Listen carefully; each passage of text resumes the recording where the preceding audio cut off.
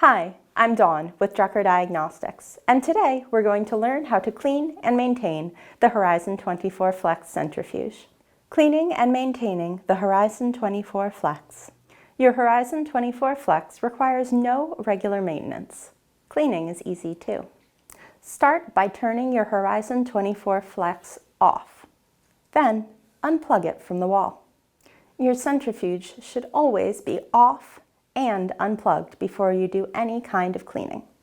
Make sure to wear appropriate PPE in accordance with your lab's policies.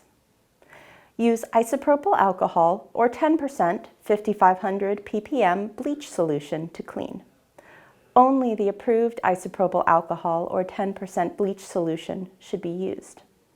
Any other substance is not approved and may cause damage to your centrifuge and void the warranty.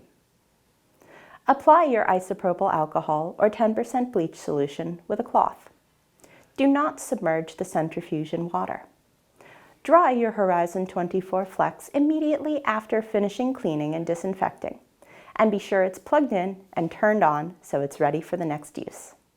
Your Horizon 24 Flex does not require any regular maintenance, but you may wish to confirm the spin speed. To do that, you'll need a phototachometer, like the one shown here. Your rotor has a reflective strip on it, so the phototachometer can easily detect the speed.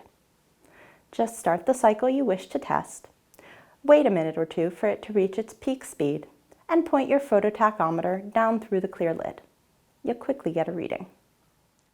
And that's all there is to cleaning and maintaining your Horizon 24 Flex. If you have any questions, you can always contact Drucker customer service and we'll be happy to help. Thanks for watching and have a great day.